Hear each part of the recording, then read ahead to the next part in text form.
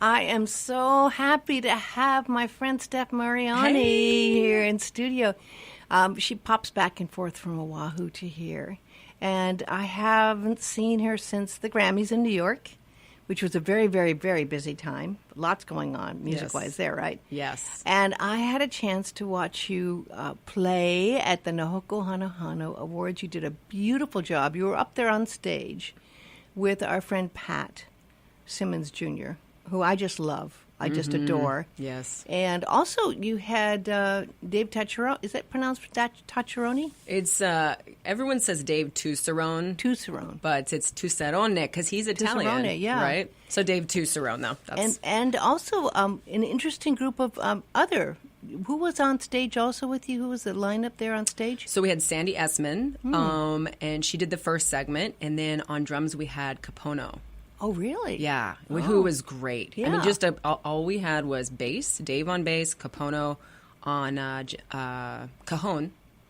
Yeah. And then Pat and I played guitar, and we all did our vocals. And it sounded perfect. It sounded perfect. You looked fabulous. It's so nice to realize, of course, that's a big thing. A lot of people watch that on TV. It's a big event for Hawaii.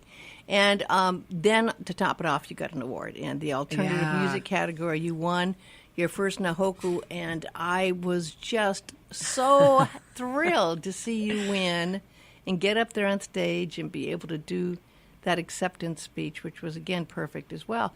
Thank you. We're going to talk a little bit about the path that got you.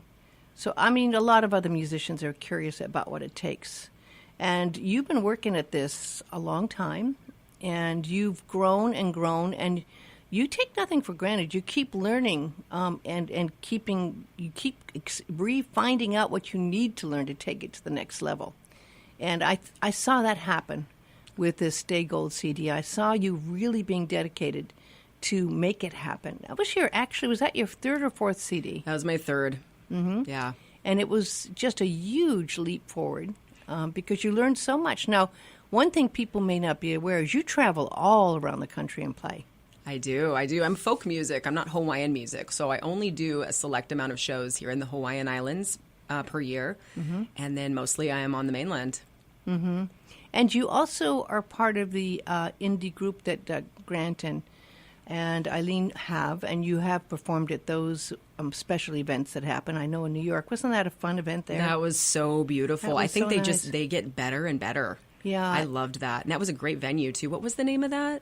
It was a club. It was like Penny something. I can't remember, but it was so classy. It was such like a nice underground, club. yeah. And me not knowing New York at all, I mean, I'd been to New York only once years and years and years ago, so it was such a trip to see everyone there. And, of course, you've played in New York, and you connected also with some people I was really shocked. All of a sudden, this Nashville element came into your music last year. Yeah, so I went to Nashville and played a couple of shows, and one of them was the Indie Collab show. And that was kind of neat, just going from door to door, looking at different artists, different music, and it's a little more my genre, which is like folk rock. Yeah. I'm not going to say country because I don't have much of a twang, but it's not really country, no. Yeah, just kind of down home music like that, just playing guitar and singing. But it was great, and I know we're going to talk about my next record, but we're going to be recording it in Nashville. How exciting! Yeah. Well, good players.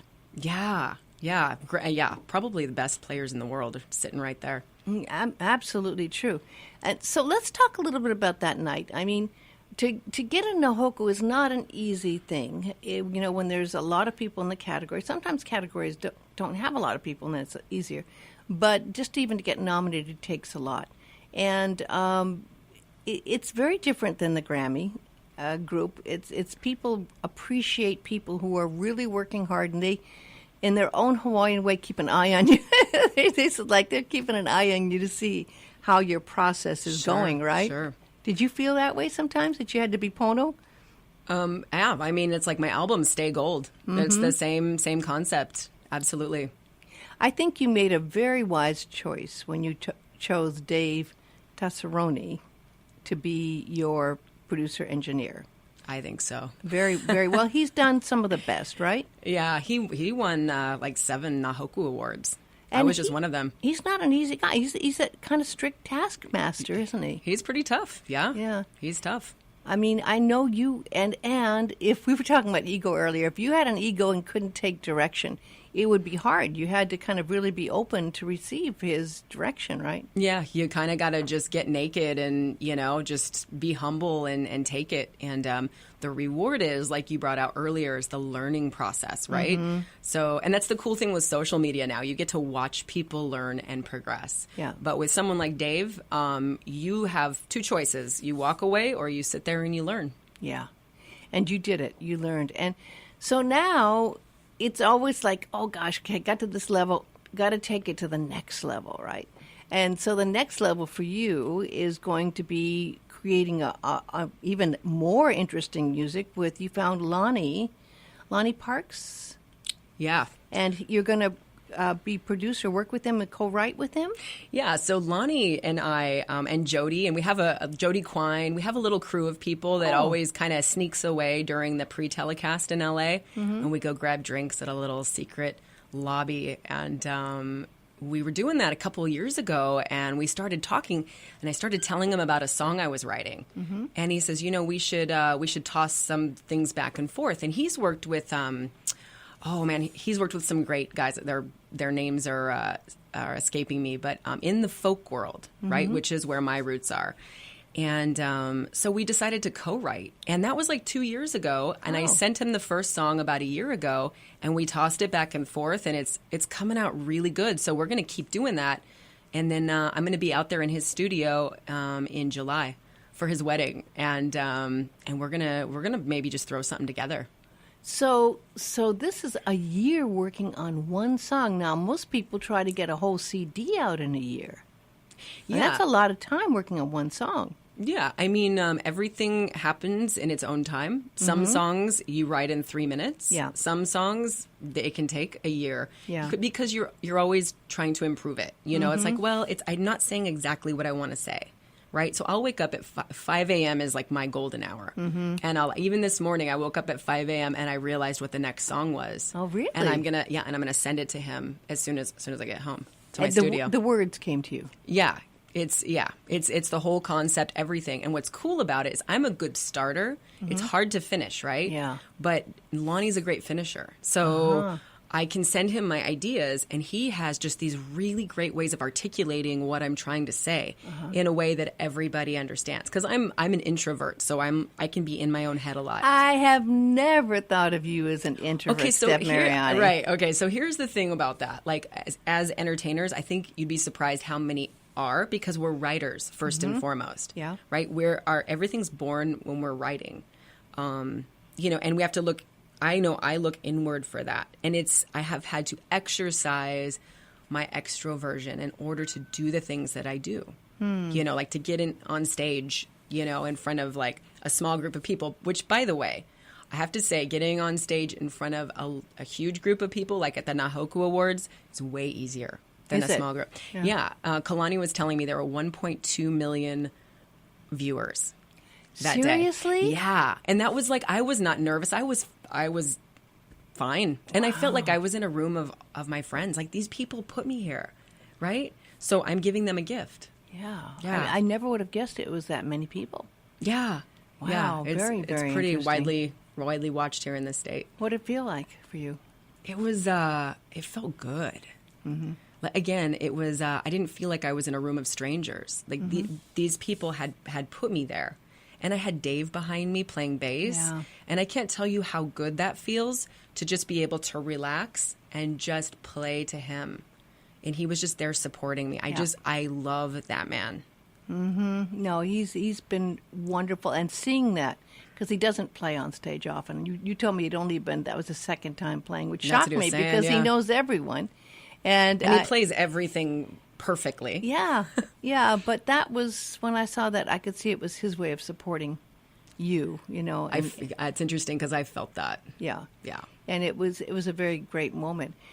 Of course, so then you get into what's next. Now, I think most people realize this, but the music industry is not what it used to be as far as making money. You still literally can maybe sell some stuff. You sell stuff when you're on the road. I'm sure some people pick up Absolutely. your They music still when buy you're road. albums on the road, yeah. Yeah, but it's so little that you get with downloads these days. You can have a lot of. I mean, sometimes I'll have 30 different Spotify or Rhapsody, whatever. You know, 1 penny, 1 penny, 1 penny, 1 penny. People don't realize it's very hard to make an income just from what you have out there. So it's you're doing it for more than the money. You're doing it for more than the money. If I to the degree that I do this, I make good money. I just have to decide to what degree. You know, do I want to be on the road year round, right? Or do I do a few shows here and there and travel to festivals and different things and Grammy Week, doing big shows like that. So it's a choice. And for me, I keep music in a place in my life where it's not my bread and butter, my main bread and butter. But if I were to do that, the money is good. Really? Yeah. Because I haven't heard that from most of the people. Yeah. That's the first time actually I've heard that. In this day and age, I don't usually hear that the money is good. Yeah. But then that's other venues around the country. So I'm not playing covers locally. You know, I'm Right. not doing that kind of thing. Right. I don't really do a lot of covers. So they're very specific shows Yeah. that I do. And And they're original music. So we've got to talk about the value of social media. Okay. Because you're very good at social media. I can always tell right away how good someone is at social media is you just post something and all of a sudden there's like 80 people liking it, right? It could be anything, right? But you have that kind of audience you've developed that just love following you. And I think it's a couple things. I'm curious what you think it is. I think it's because you're real. You really do show people. I think drawing people into your life is important. I think you do a good job of drawing people into your life so they feel like they can relate to you. How do you work with that? You mean how do I relate to people so that they can feel like they know you? I think through my music, people probably feel like they know me. With social media, I think you nailed it. It's about being real, and being relatable. Right? I think the music industry has changed. We were talking about earlier. You know, the people decide what they want to hear and who they want to lift up, you know, and who they want to pay tickets to see. So I think people are looking for something real, and we're really getting away from that like fan, you know, mentality, you know, where they're like, you're the star and they're the fan. It's more like, you know, being like the girl next door, the person that knows you, you know, and I have a great love for people. And I have a message that I use music as a platform to project. So I think that people connect with the message. I think that's very, very important. I think that's, and it's an interesting point because a lot of times people, I think as much as like 5-10 years ago, would think that you have to have a fan base.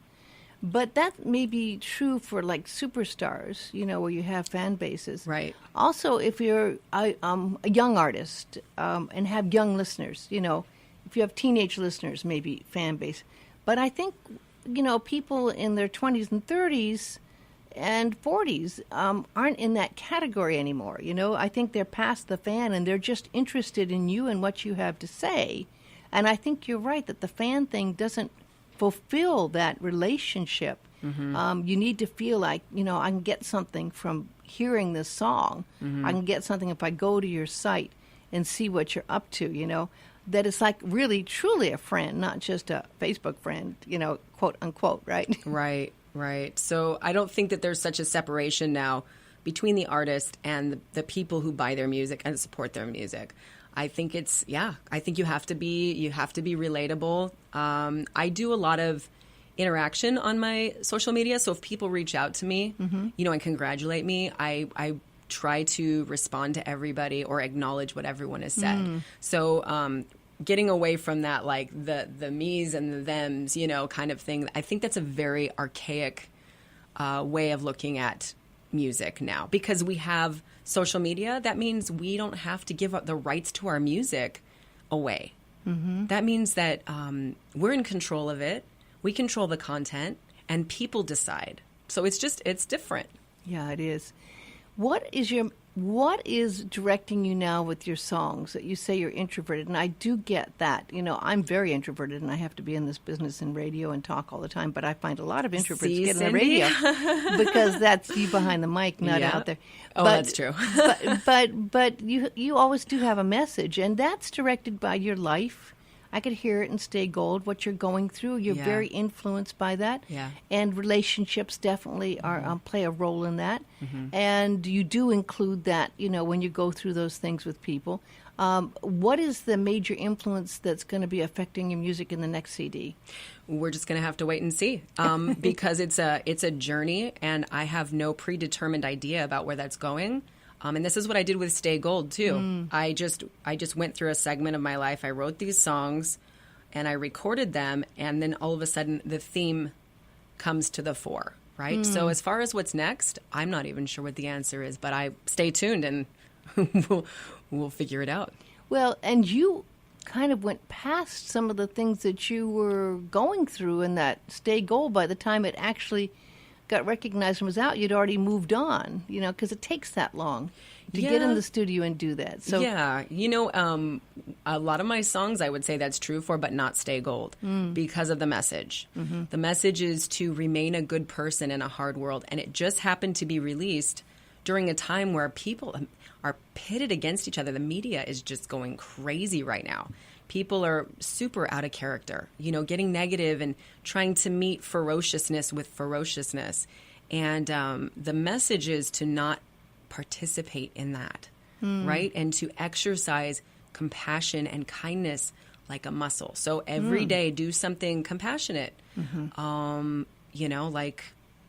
the door open for someone struggling, but stop your day and do something, and you can change the way you feel and treat people if you exercise those things. Well, and that's a lot like Aloha, and that really is Aloha in action. And the thing is, we get tested, we get tried. Oh, yeah. And just when we think we're getting it down, new things come along, right? Yes. That put us up and down. You had a very difficult year last year. Your mother passed on. You had to go and deal with that, and there was a lot of stuff you had to deal with the passing of your mother. You were in a relationship that fell apart, that basically you had to move on from. I mean, these were things that you can't run from, you can't hide, you have to deal with. And meanwhile, still maintain what you're doing with your work. You have 2 jobs. You do your music, and you also do real estate. And you do very well in both.